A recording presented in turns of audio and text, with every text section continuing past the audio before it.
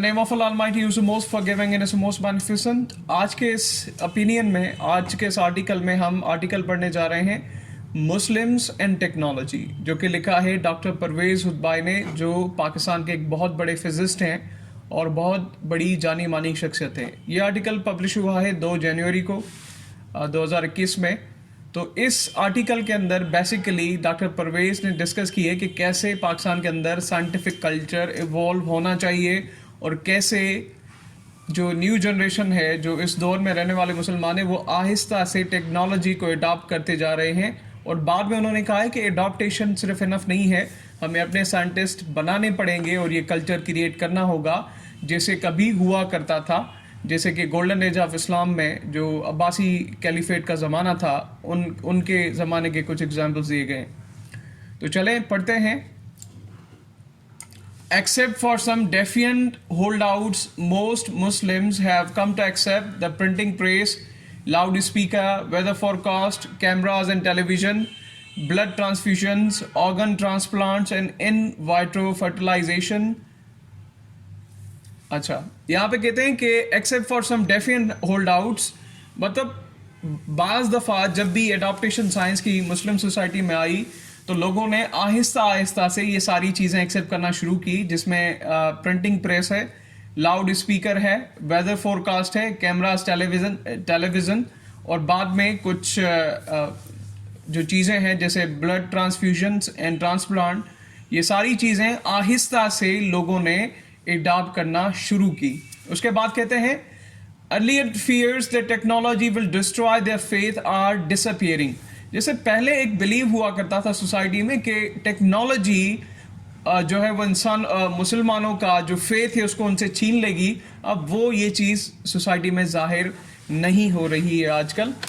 Although religious extremists have killed polio vaccine workers by dozens, Pakistanis are likely to accept the COVID vaccine more easily than Americans.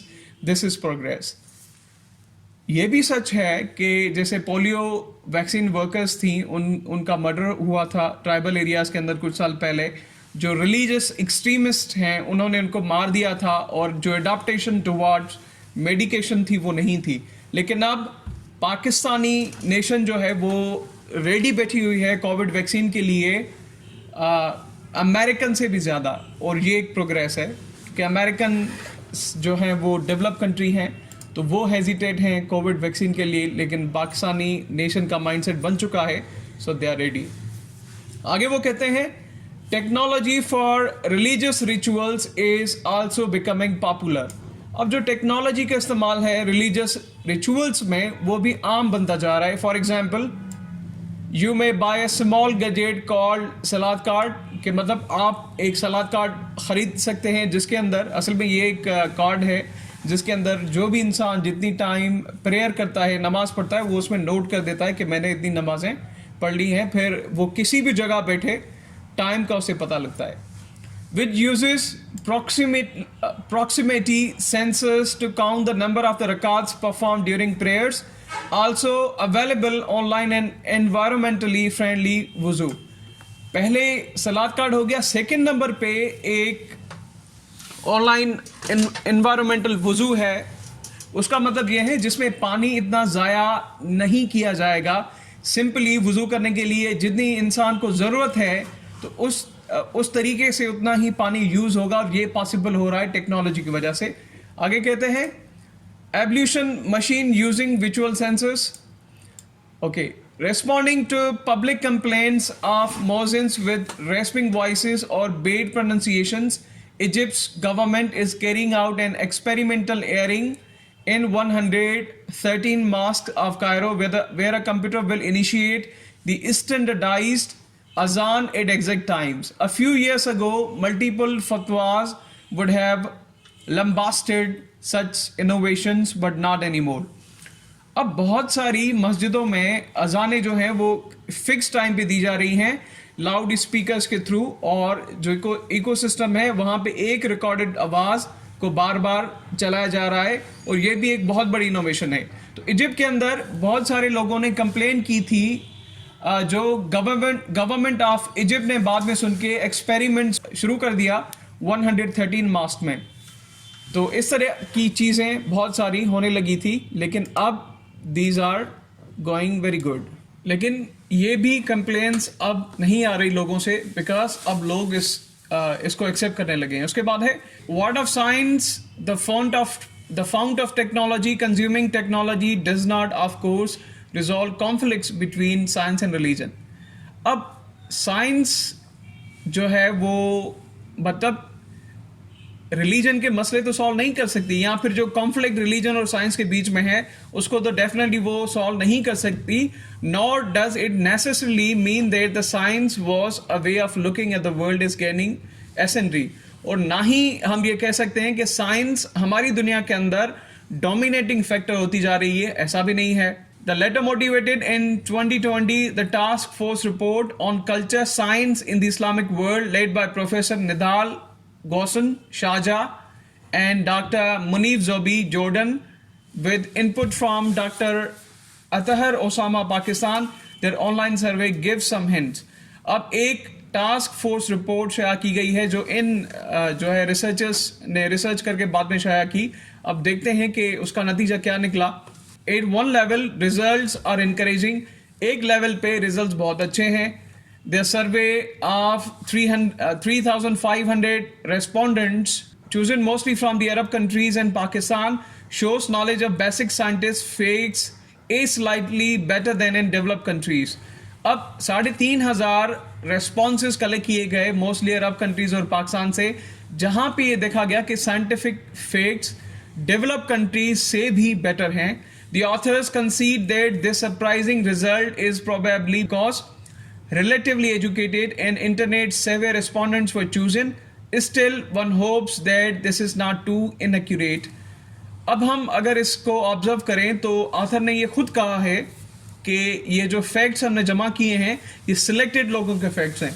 तो मैं उम्मीद करता हूँ कि ये जो डेटा है वो इतना इनअक्यूरेट ना हो, क्योंकि ये अच्छी बात है अगर इस तरीके का डेटा हमें मिला है। Without a culture of science, Muslims will continue consuming technology without producing much. अब विदाउट कल्चर ऑफ साइंस में क्या है कि उसके अलावा मुसलमान कभी भी अपनी टेक्नोलॉजी नहीं बना पाएंगे, सिर्फ वो उसको अडॉप्ट करते चले जाएंगे, जो कि एक खतरनाक बात है उनकी एग्जिस्टेंस के लिए। But even if true, knowing facts about science is unconnected with having a scientific mindset.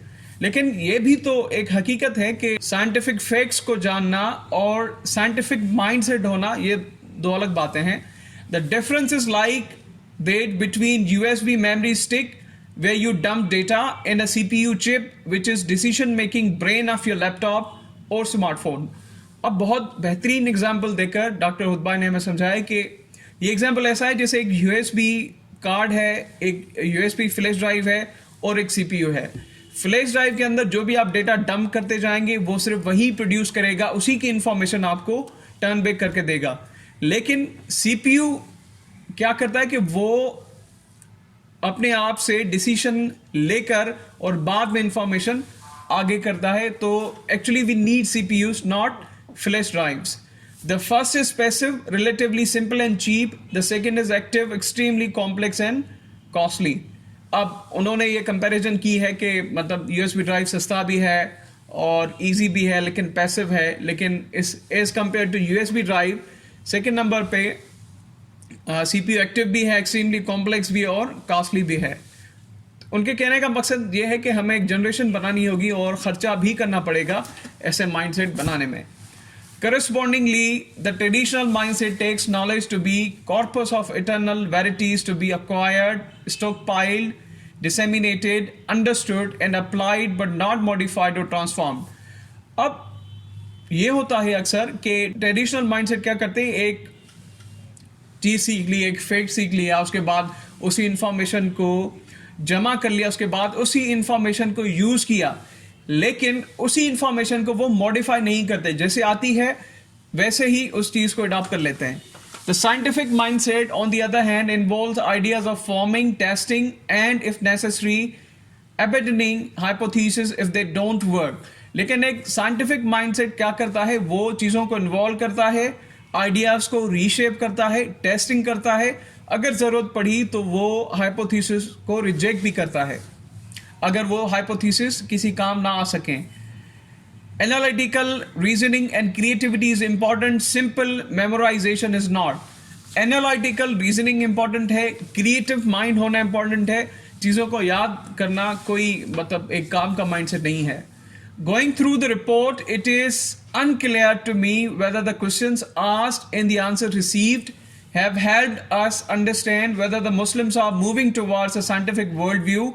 Perhaps the organizers thought that asking difficult questions upfront too dangerous, but the strong emphasis they place upon freedom, openness, diversity as a condition for nurturing science is praiseworthy. अब अगर हम report को पढ़ें तो वहाँ पे बहुत सारे ऐसे क्वेश्चंस हैं जो काफ़ी हार्ड क्वेश्चंस पूछे गए हैं.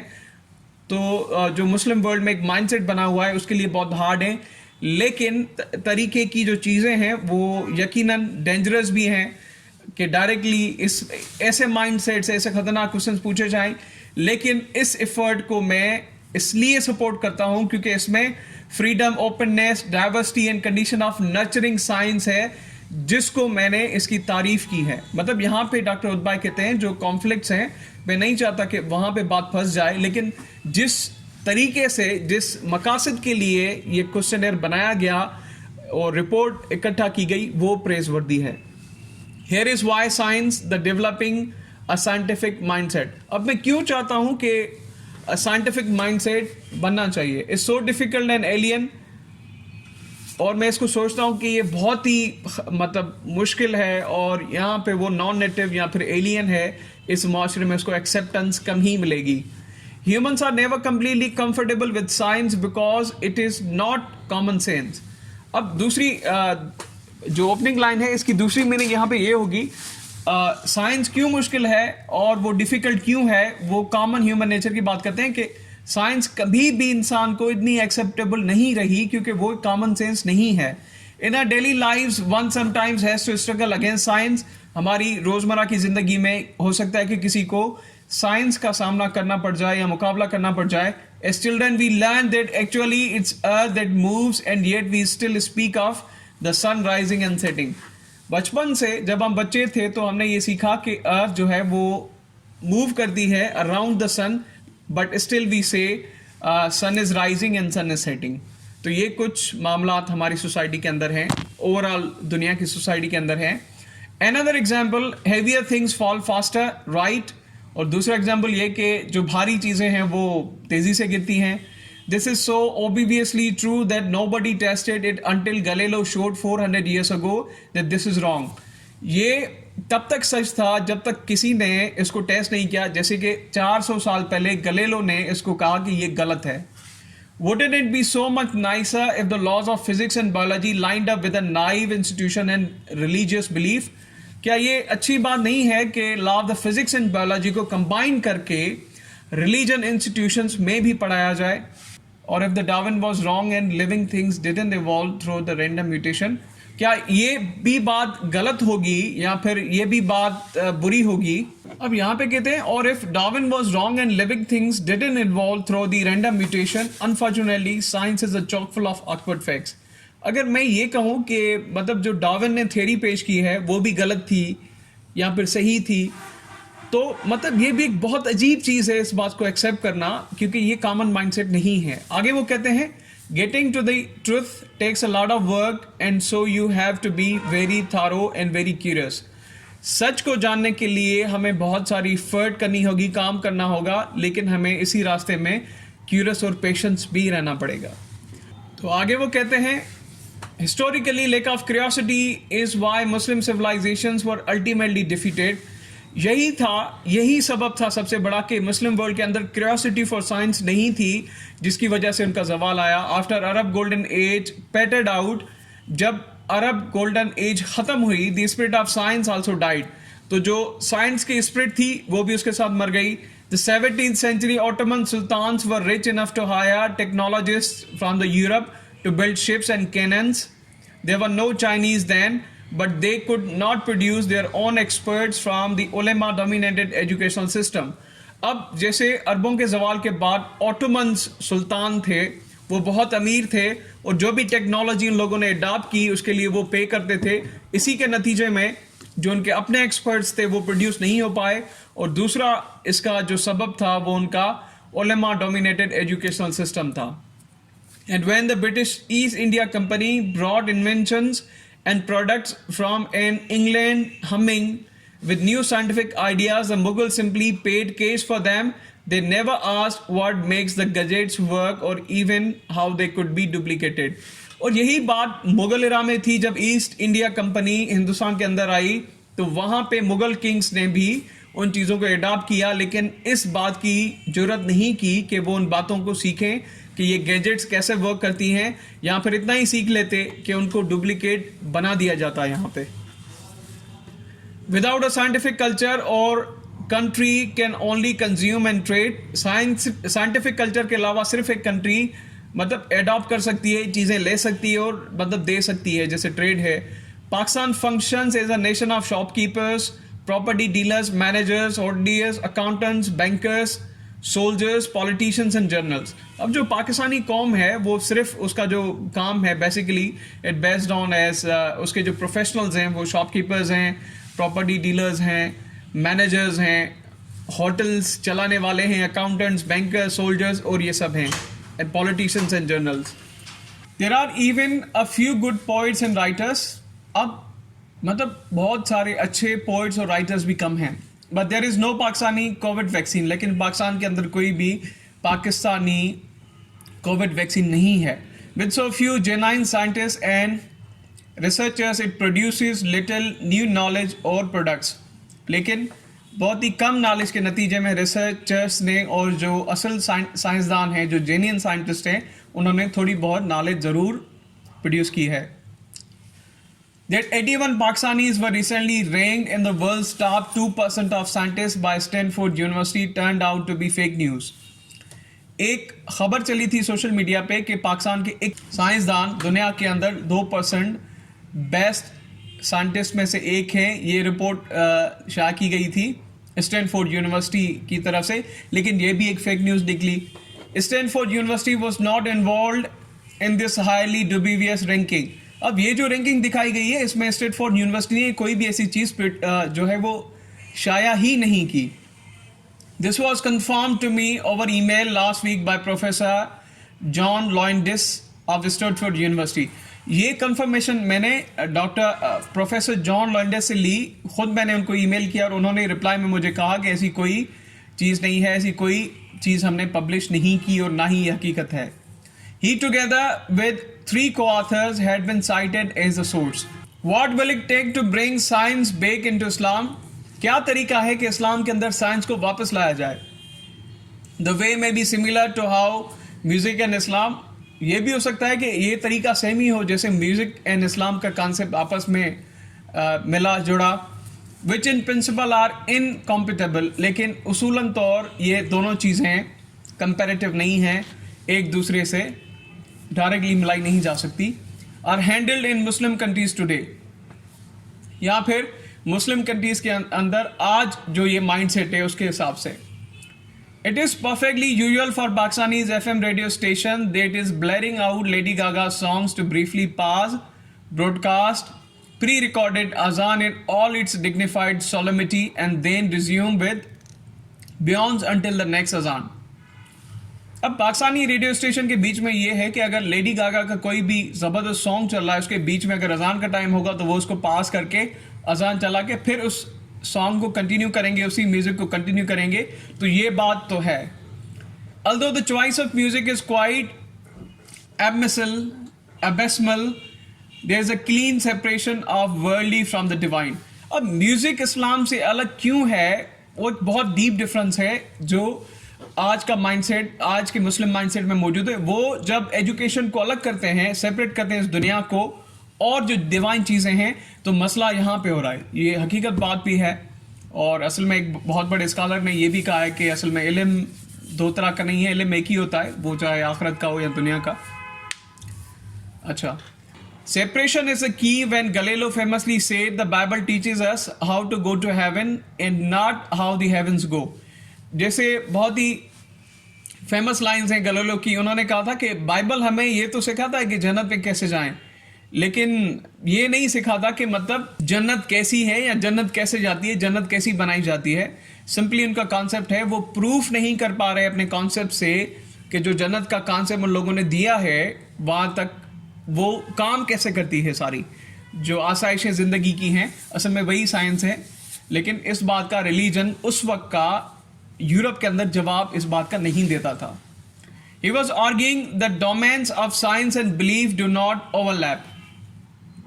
This is how the West, China and India developed modern scientific culture. Countries earlier, Muslim scholars had readily absorbed Greek learning while keeping their religious beliefs strictly personal. अब यहाँ पे हम देखें जिस तरीके से चाइना, इंडिया और वेस्टर्न वर्ल्ड ने साइंटिफिक कल्चर को एडॉप्ट करके उसको बना के अपने आप को डेवलप किया है। उसके बाद जो पहली मुस्लिम कंट्रीज थी और मुस्लिम सेंचुरीज थी, मुसलमानों का जो दौर था, खास के अरबों का जो दौर था, वहाँ पे साइंसदानों ने ग्रीक्स की आइडियोलॉजीज को लेकर, उनके एक्सपेरिमेंट्स को लेकर कंटिन्यू किया और अपने जो बिलीव्स थे उसको पर्सनल ही रखा, उसके नतीजे में ही तरक्की आई। This made possible major discoveries and inventions, whether one likes it or not. There is no other way to develop a culture of science. अब इसी के नतीजे में बहुत बड़ी डिस्कवरीज इस्लामिक वर्ल्ड में हुई थी। अब इस बात से कोई अग्री करे या ना करे, यही सच है। तो हम विदाउट कल्चर ऑफ साइंस हम अपने आप को डेवलप नहीं कर सकते, ये कहना है डॉक्टर परवेज हुदपाई का। तो ये बहुत फेमस राइटर हैं। आई होप कि आप ने इसका जस्ट हासिल कर लिया होगा। And thank you so much.